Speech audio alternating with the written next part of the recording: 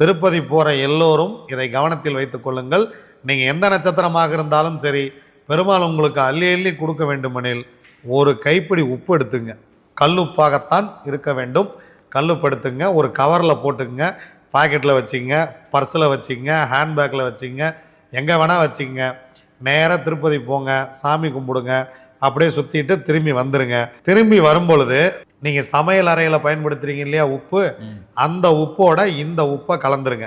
ஏன்னா உப்பு சந்திரன். இந்த உப்பை எடுத்து கொண்டு போய் நீங்கள் சந்திரன் ஆற்றோடு அந்த உப்பை திரும்ப கொண்டு வந்து நீங்கள் சமைக்கிற உப்பில் அதை கலந்துட்டீங்க அப்படின்னா திரும்ப திரும்ப உப்பு கொஞ்சம் கம்மியாக இருந்தால் நம்ம உப்பில் கலந்துக்கிட்டே இருப்போம். இந்த உப்பு அதில் கலந்து கொண்டே இருக்கும். அதை சாப்பிட சாப்பிட உங்களுக்கு வாழ்க்கை வளமாகி கொண்டே இருக்கும். எந்த நட்சத்திரத்தில் பிறந்தவர்கள் வேண்டுமானாலும் திருப்பதி செல்லலாம். உப்போடு போயிட்டு வாங்க. போயிட்டு வந்து கஷ்டம்னா என்னை கூப்பிடுங்க, எனக்கு ஃபோன் பண்ணுங்கள். வடபழனி ஆஃபீஸ் வாங்க, கஷ்டம்னா அதுக்கு நான் பொறுப்பு.